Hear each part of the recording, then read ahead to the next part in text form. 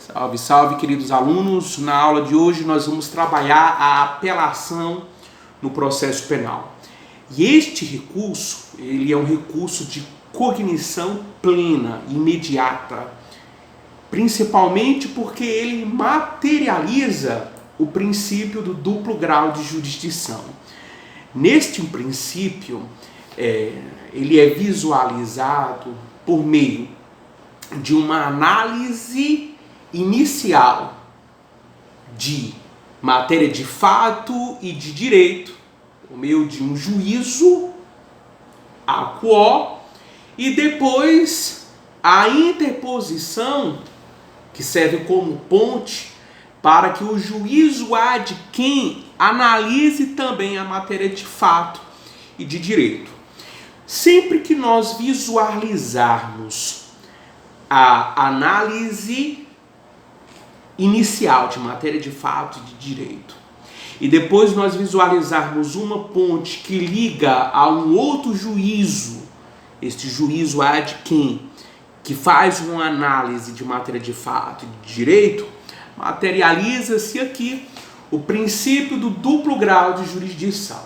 Então perceba que não é todo o recurso que obedece ao princípio do duplo grau de jurisdição, porque nós temos recursos que só apenas analisam matéria de direito, como é o caso do recurso especial, como é o caso do recurso extraordinário. Então eu não tenho análise por órgãos judiciais diferentes de matéria de fato e de direito. Então, se o juízo de primeiro grau, juízo acuó, faz a análise da matéria de fato e de direito, e o juízo ad quem, o tribunal, faz uma análise de matéria de fato e de direito, eis aqui a aplicação do princípio do duplo grau de jurisdição.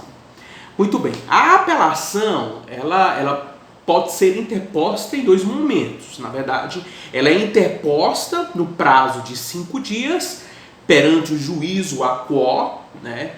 E depois esta apelação, no mesmo juízo acuó, ela é complementada por meio da apresentação das razões no prazo de 8 dias. Então sempre nós temos dois momentos. Na verdade, a interposição é aqui no prazo de 5 dias e depois as razões recursais no prazo de 8 dias.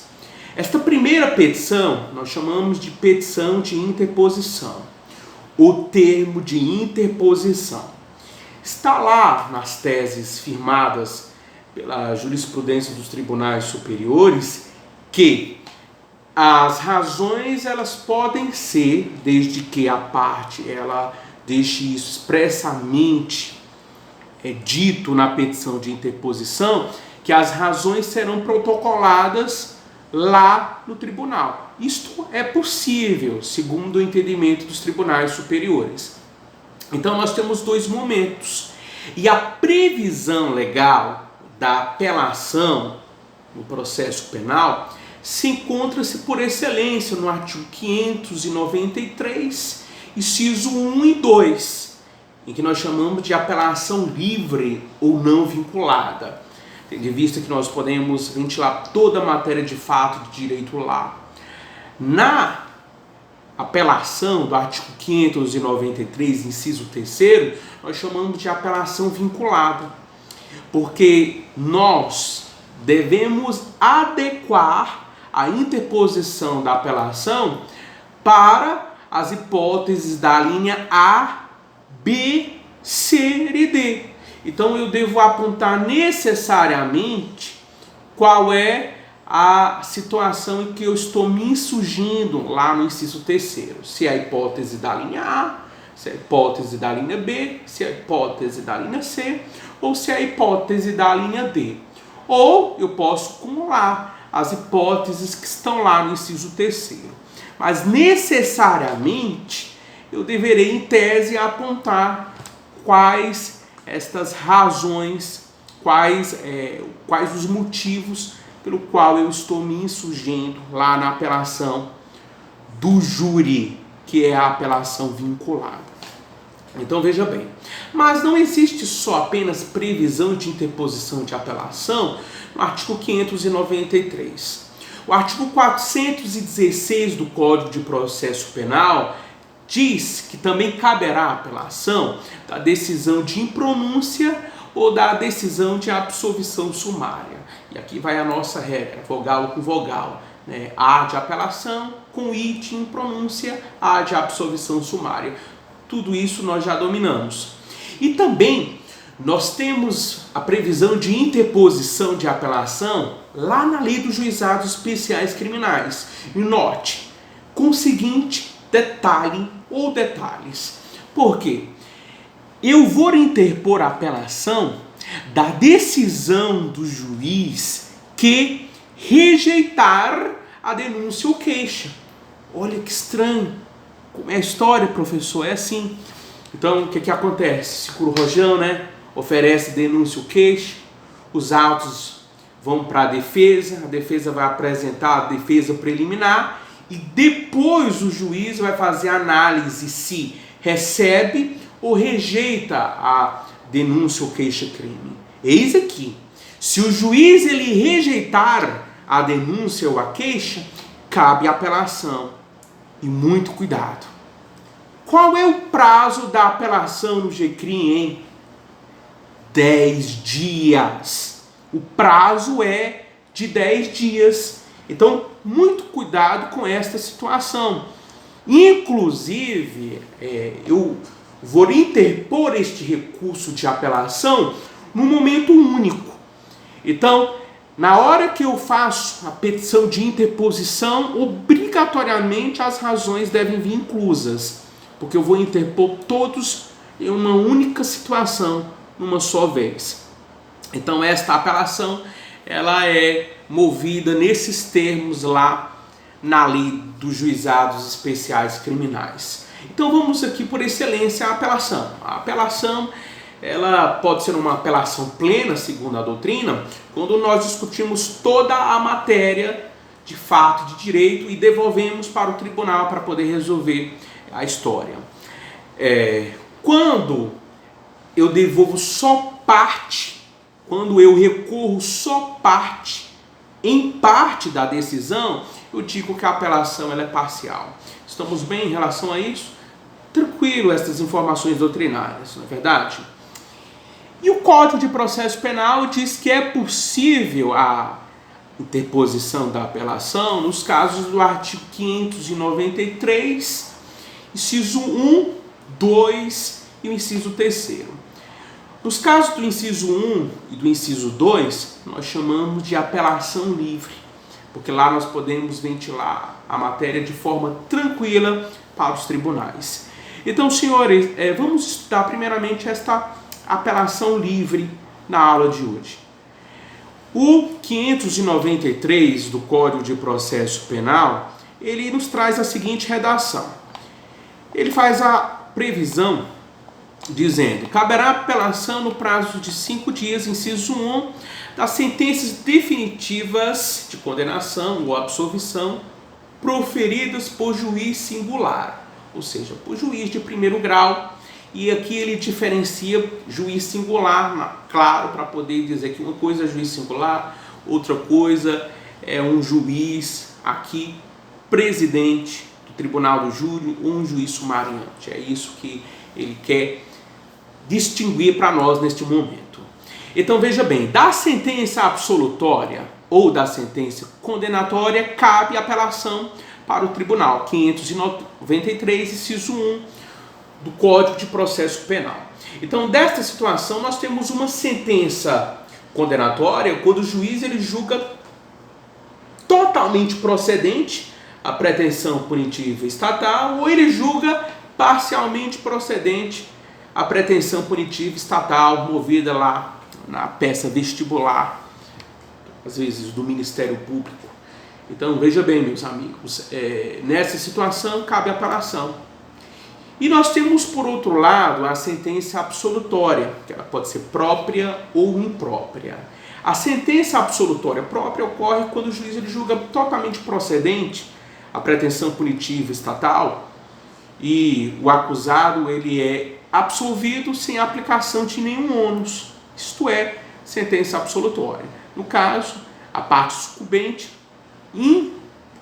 interporá, no caso, a apelação nos termos do artigo 593, inciso 1, se tratar de juiz singular. Se a absolvição ela for imprópria, é porque o juiz ele está aplicando ao acusado medida de segurança.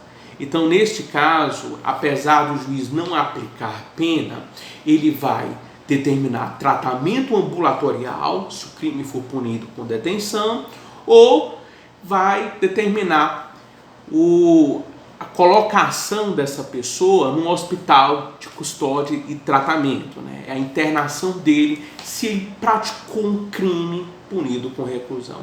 Estes são os termos que serão postos para o juiz. Uma vez decidido, o recurso cabível é 593, inciso 1, no caso é a apelação. Estes são os primeiros contornos do inciso 1. O artigo 593, inciso 2, diz que caberá a apelação das decisões definitivas ou com forças de definitivas proferidas por juiz singular nos casos não previstos no capítulo anterior. Quando ele fala juiz singular, lembre-se, é o juiz que não é o juiz do tribunal do júri, é o juiz de primeiro grau. E aqui ele ressalta outra coisa, que é ressalvados os casos do capítulo anterior, que trata sobre o recurso em sentido estrito. Então ele está dizendo o seguinte: neste caso específico do inciso 2, ele invoca uma especialidade, traduzindo no seguinte texto. Ora, leia os casos do artigo 581 do Código de Processo Penal. Se por acaso aquela decisão definitiva ou com força de definitiva estiver no artigo 581 do Código de Processo Penal, o recurso não será apelação. O recurso será recurso em sentido estrito. É isso que ele quis nos dizer neste momento. O que seria uma decisão definitiva, como está estabelecido aqui no 593. São aquelas decisões que analisam o mérito, embora não julguem procedente nem improcedente a pretensão punitiva estatal. Aqui é o caso da sentença que concede mandado de segurança, né? Eu vou te dizer exemplos de decisões com força de, aliás, decisões definitivas, que são essas decisões em sede de ações autônomas de impugnação. Então, concede-se revisão criminal, concede-se habeas corpus, concede-se mandado de segurança, são decisões com força de definitiva. Agora, muito cuidado aqui, porque o artigo 581 do Código de Processo Penal diz que cabe reze da decisão que concede ou denega ordem de habeas corpus. Então, para a maioria da doutrina, cabe reze. Mas lembre que existe doutrina que ainda diz que cabe apelação por força de ser uma decisão definitiva. Estamos bem? A segunda parte do inciso 2 diz assim: cabe apelação das decisões com força de definitivas. O que são decisões com força de definitiva? Para nós, são decisões que extinguem o processo sem resolução de mérito, ou então pode ser uma decisão que encerra um procedimento. Então, o que seria um exemplo de decisão que encerra um procedimento? Por exemplo, quando o juiz ele concede, ele define a situação daquele pedido de restituição de coisas apreendidas. Dessas decisões cabe apelação. E o fundamento aqui é porque é uma decisão com força de definitiva. Ora, quando o juiz ele decide sobre um requerimento de restituição de coisa apreendida, um objeto furtado, por exemplo, em que o proprietário ele prova ser titular, né? A pessoa prova ser proprietária, titular daquele bem, o juiz decide, devolve o bem para o particular e essa decisão é com força de definitiva. Por isso que existe previsão para a interposição de apelação nesse sentido. Muito cuidado com uma coisa. Existe também, aqui, depois de explicar os termos do inciso 1 e 2, existe também uma classificação na doutrina de apelação ordinária e de apelação sumária, que nada tem a ver com essa diferença de apelação livre e apelação vinculada. O que seria essa apelação ordinária? O que seria esta apelação sumária? A apelação sumária, a doutrina ela costuma trazer que é a noção em que o crime ele é punido com detenção. Quando o crime ele é punido com detenção, há apenas o recebimento da apelação por parte do relator deste processo. O relator ele vai, depois de fazer o voto dele, submeter a Câmara Criminal para fim de voto. Ou seja, neste sentido não existiria um revisor. Quando a apelação ela é ordinária, é porque o crime é punido com reclusão. Nesta situação, o recurso será distribuído para o relator fará o voto dele e depois ele remeterá ao revisor. Este revisor vai também fazer o voto dele. Depois que tiverem esses dois votos, claro, também aqui deve ter o parecer por parte do Ministério Público, como fiscal do ordenamento jurídico, o relator vai colocar em pauta o processo na Câmara Criminal. Lá na Câmara Criminal apresenta-se o voto primeiramente do relator, depois o voto do revisor e por fim um terceiro desembargador para fim de desempate aqui do julgamento ou reforçar, né? Por isso que sempre vocês podem ouvir falar ou o julgamento foi unânime ou o julgamento foi por maioria, dando procedência ao recurso de apelação, ou julgando improcedente o recurso de apelação, e por aí vai, neste sentido. Então, cuidado com estas informações. Quando a apelação ela é sumária, é porque só tem relator, não existe a figura do revisor. Se a apelação ela for ordinária, há relator fazendo o seu voto, ao revisor fazendo o seu voto, submete-se este recurso em pauta, coloca-se em pauta para julgamento. Quando chega na Câmara Criminal, pelo menos 3 ali vão decidir. Um vai fazer o seu voto, o relator, o segundo vai fazer o seu outro voto, o revisor, o terceiro não tem voto, ele vai acompanhar eles ou vai apenas emitir um voto de forma oral. Não teremos voto escrito. Estamos bem, senhores?